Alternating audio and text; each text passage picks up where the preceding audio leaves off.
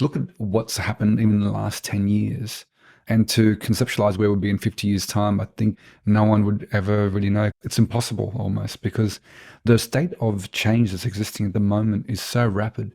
And with the inception of things like psychedelics and AI technology that's coming through at the moment, I think we're going to see a lot of changes happening. But if we were to speak to, say, the psychedelics and the impact of psychedelics going to have on our humanity, there's already a lot of groups throughout the world, including some in Europe, which are talking about the conscious evolution that occurs through the psychedelics and the introduction of psychedelics.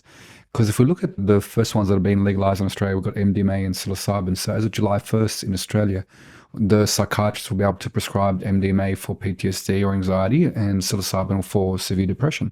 And we can go the ins and outs of what each of those do and how they work in the system. But if we look at on a more global level where this is all going to go, there's a lot of other medicines out there, like also ayahuasca and peyote and San Pedro.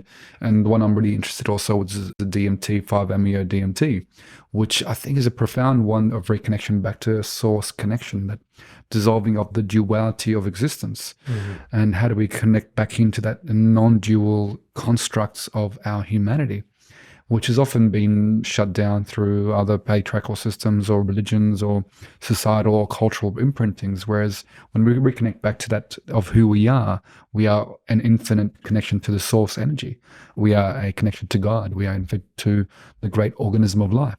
And so dissolving that dual constructs allows us to realize we are all connected because we are all part of the one.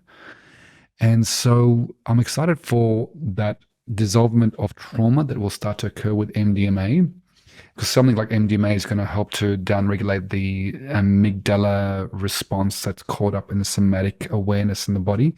And so it helps to floodgate the brain centers with lots of serotonin that allows the emotional memories to arise, allows them to be processed a lot more actively rather than contracting through the experience. They're able to expand through the experience and allow them to literally shake the trauma out of their body. And so it's going to allow the empathic connection of the individual to expand out more so. But I don't know necessarily that the people that are creating these, that are supporting these medicines, know fully that the awakening is coming through the embodiment, that it was through the aspect of awakening our empathic nature. We're going to start to reconnect much more deeply to each other. And the psilocybin I find is really interesting because there's the macrodosing that's been utilized for getting people out of the depression. Because if you look at depression, it's where the person is so overwhelmed with their emotional body that they escape into their mind to depress the emotional overwhelm. And so that depression is that of an unintegrated state of the mind that is not able to process all that overwhelm of emotional experience, because we live in a mental construct of society rather than the embodied feeling body. And so when something like psilocybin comes in, it allows that opening to occur, then a person starts to reconnect their fibers back into their body.